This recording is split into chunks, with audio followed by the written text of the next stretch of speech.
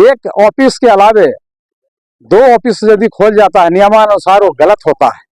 लेकिन आज हमारे क्षेत्र में जन सुराग एक ऐसी पार्टी आई है, ना जाने लगता है कि सर्कस और सिनेमा दिखाने का काम कर रहा है। हमारे पास 85 और 15 की बात चल रही है।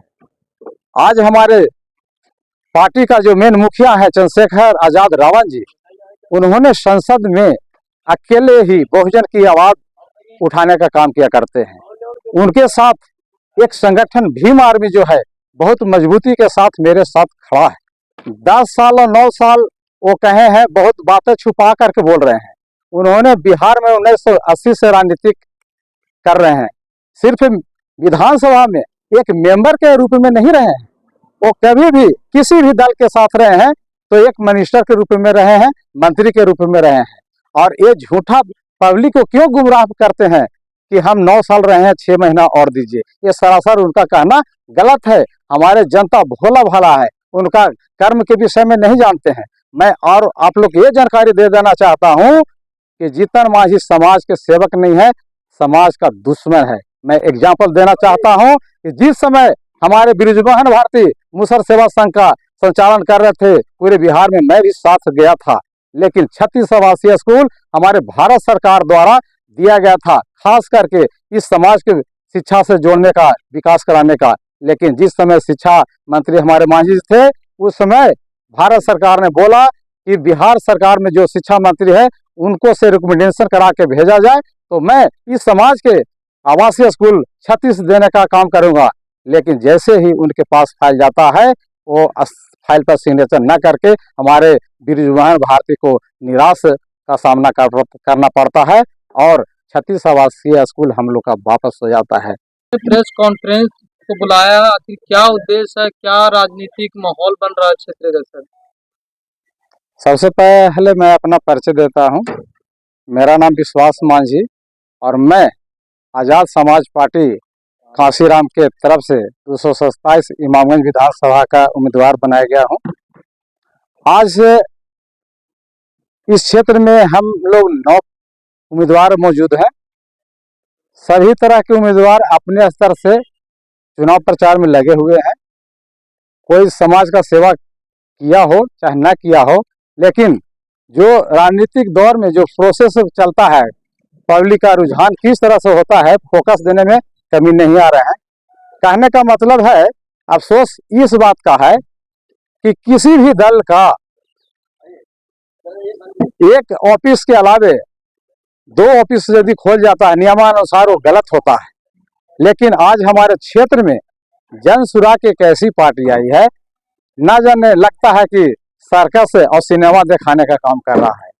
हमारे पास 85 और 15 की बात चल रही है। आज हमारे पार्टी का जो मेन मुखिया है चंद्रशेखर आजाद रावण जी, उन्होंने संसद में अकेले ही बहुजन की आवाज उठाने का काम किया करते हैं।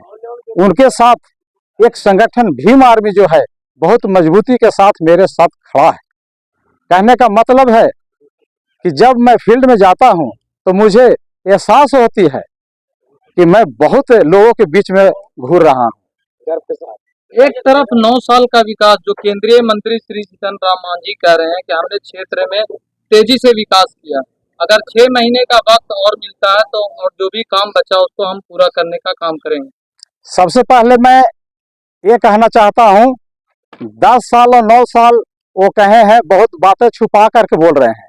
उन्होंने बिहार में 1980 से राजनीति कर रहे हैं।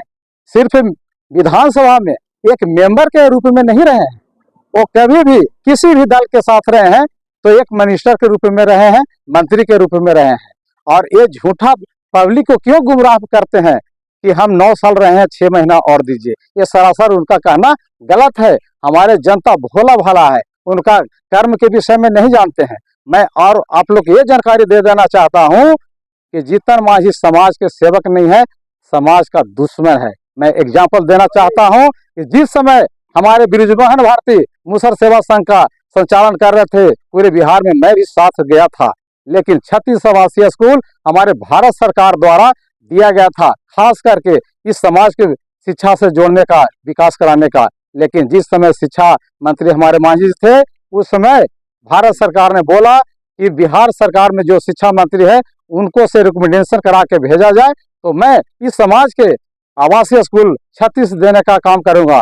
लेकिन जैसे ही उनके पास फाइल जाता है, वो फाइल पर सिग्नेचर न करके हमारे बिरजुमान भारती को निराश का सामना करना पड़ता है और 36 आवासीय स्कूल हम लोग का वापस हो जाता है।